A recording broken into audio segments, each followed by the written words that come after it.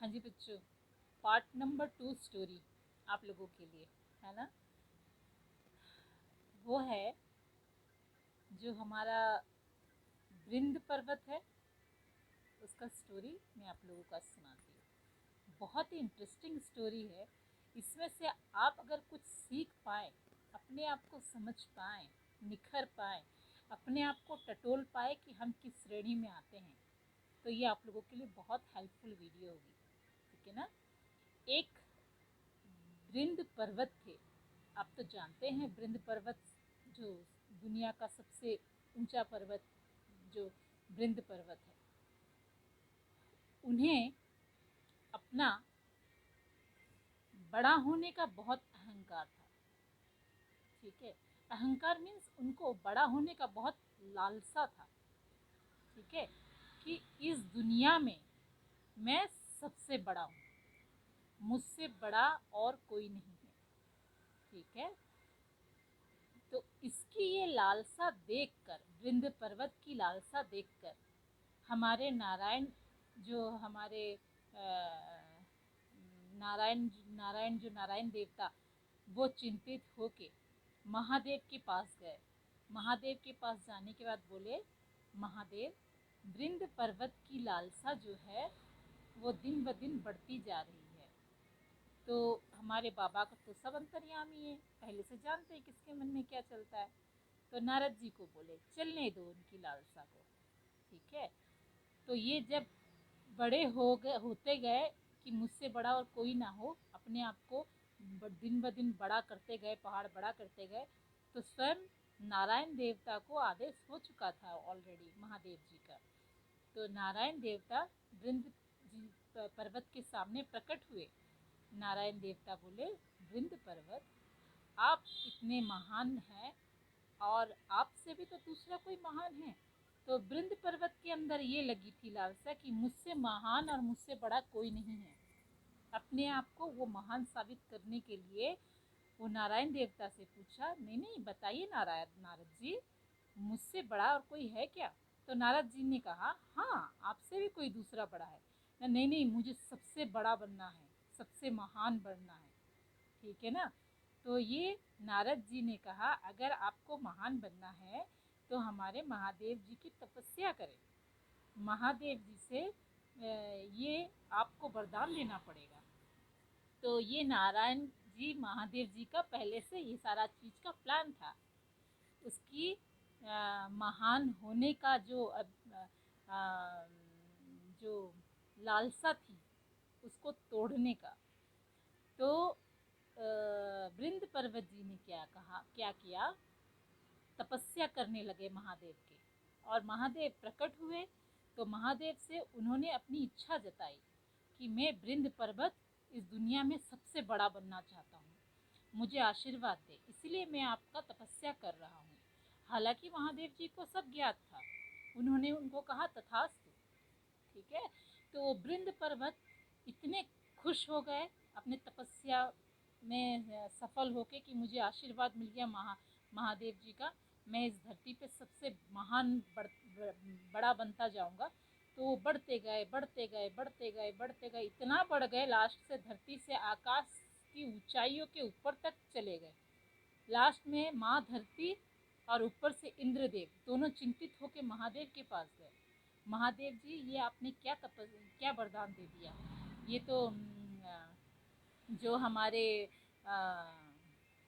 बृंद पर्वत हैं वो इतने बढ़ते जा रहे हैं कि धरती माँ बोल रही है मुझे तो उनका भार संभालना मेरे लिए मुश्किल होता है। इंद्रदेव बोलते हैं मुझे तो तकलीफ होता, मैं कहीं उनसे टकरा ना जाऊं, है ना। तो महादेव जी बोले, इसका इसका समाधान है, उसको बढ़ने दो, बढ़ने दो बोल के उसी समय फिर से नारायण उनके पास प्रकट हुए, बृंद देवता के पास, बृंद पर्वत के पास। बृंद पर्वत को बोले कि हे बृंद पर्वत, आप तो बढ़ते बढ़ते काफ़ी बढ़ गए, धरती से लेके आसमान की ऊंचाइयों तक।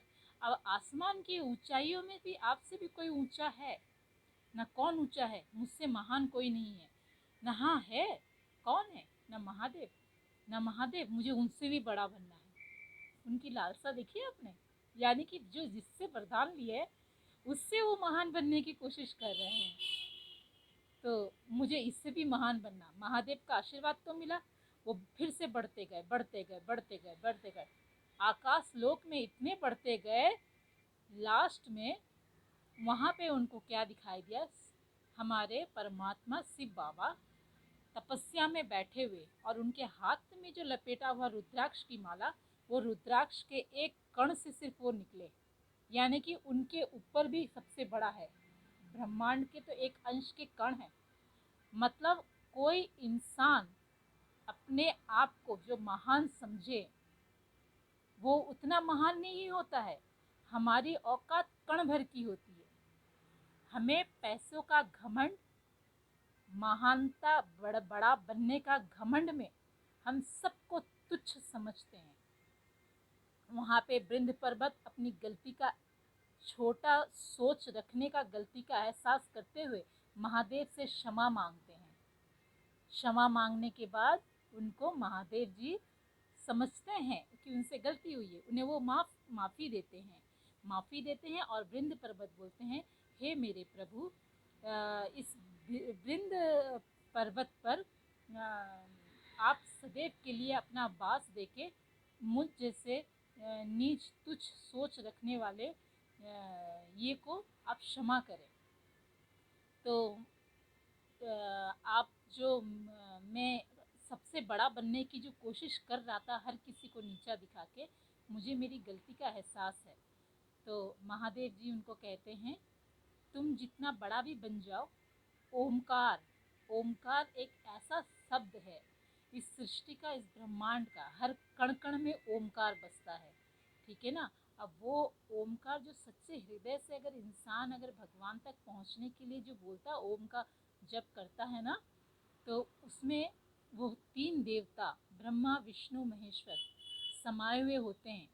हम एक सिर्फ छोटे से कण हैं, हम और कुछ नहीं है, एकदम तुच्छ है हमारे परमात्मा के सामने, पर हम अपनी घमंड से, अहंकार से अपने आप को बड़ा सोचते हैं, ठीक है ना। तो वो अपना वृंद जो है अपने गलती की स्वीकार करते हुए अपने ऊपर शिवलिंग की स्थापना करने के लिए महादेव से प्रार्थना करता है, हे प्रभु, ओमकार शिवलिंग है वृंद पर्वत पे, आपने सुना होगा वो ओमकार शिवलिंग, वही स्टोरी के बाद शिव जी ने वरदान दिया था वृंद पर्वत पे ये ओमकार शिवलिंग स्थापित किया जाए। जब ओमकार शिवलिंग स्थापित हुआ तो ये गृहस्थ जीवन के लिए या दूसरे किसी और के लिए ये पूजा पाठ करना ये बहुत ही जो बोलते हैं, मतलब इतनी शक्तिशाली है, उसको हम इंसान ना संभाल पाए। इसीलिए भगवान परमात्मा ने उसमें ओमकार लिंग के साथ एक दूसरा लिंग भी स्थापित किया, अमलेश्वर, अमलेश्वर शिवलिंग, ठीक है ना, जो कि वो स्थापित किए, जो कि आपस में जो भी उसको पूजा पाठ करते हैं आपस में उसकी सेम ऊर्जा संतुलित करती है, मतलब पॉजिटिविटी नेगेटिविटी संतुलित करती है, तो उससे सब मतलब अच्छा फल प्राप्त होता है। ऐसे कुछ स्टोरी है, लेकिन बहुत ही प्यारा स्टोरी है। ये सुन के मेरा मन तो मुग्ध हो गया, ये स्टोरी सुन के मैं बोली आप लोगों को मैं ज़रूर शेयर करूँगी ये चीज़। आप इससे क्या सीख पाते हैं, क्या समझ सकते हैं, इंसान की लालसा उसको कहाँ लेके जाती है, इंसान की अपने आप को ऊंची करने की सोच, दूसरों को नीचे समझने की सोच कहाँ लेके जाती है, ये हमें कभी भी नहीं भूलना चाहिए। हमें अपने में खुद में रहना चाहिए, भले ही हम जितना आकाश से छू ले, हमारे ऊपर भी हमारा बाप बैठा है ना। तो stay positive, God bless you all, thank you so much, I love you, Om Sai Ram, Om नमः शिवाय, थैंक यू।